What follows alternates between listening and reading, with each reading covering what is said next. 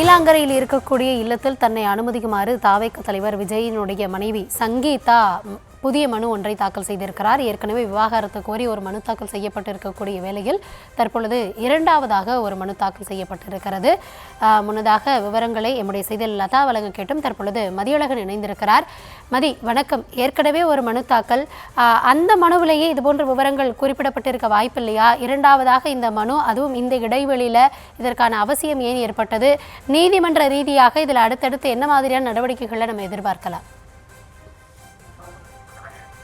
நடிகர் விஜயிலிருந்து விவாகரத்து கோரி அவர் மனைவி சங்கீதா ஏற்கனவே மனு செய்திருந்தார்.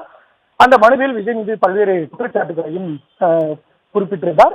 அது மட்டுமில்லாமல் நீலாங்கரையில் இருக்கக்கூடிய அந்த இல்லத்தில் வசிப்பதற்கு தமக்கு அனுமதி அளிக்க வேண்டும் என்றும், ஒரு ஏற்றுக்கொள்ளக்கூடிய தொகையை விஜய் ஜீவனாம்சமாக, நிரந்தர ஜீவனாம்சமாக வழங்க உத்தரவிட வேண்டும் என்றும் அந்த மனுவிலேயே கோரிக்கையும் வைக்கப்பட்டிருந்தது.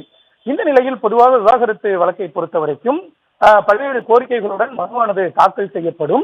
அந்த மனுவில் குறிப்பிடப்பட்டிருக்கக்கூடிய கோரிக்கையை, அதாவது பிரேயர் என்று சொல்வார்கள், அதையே தனித்தனியாக இடையீட்டு மனுவாகவும் தாக்கல் செய்ய வேண்டும். இதுதான் சட்ட நடைமுறை.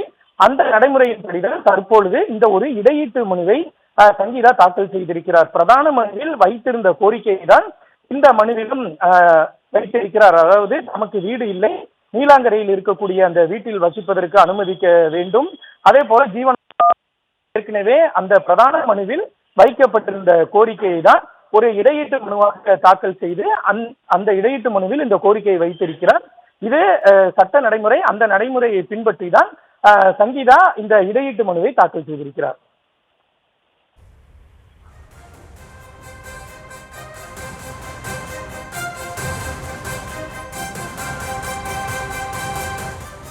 நன்றி மதி.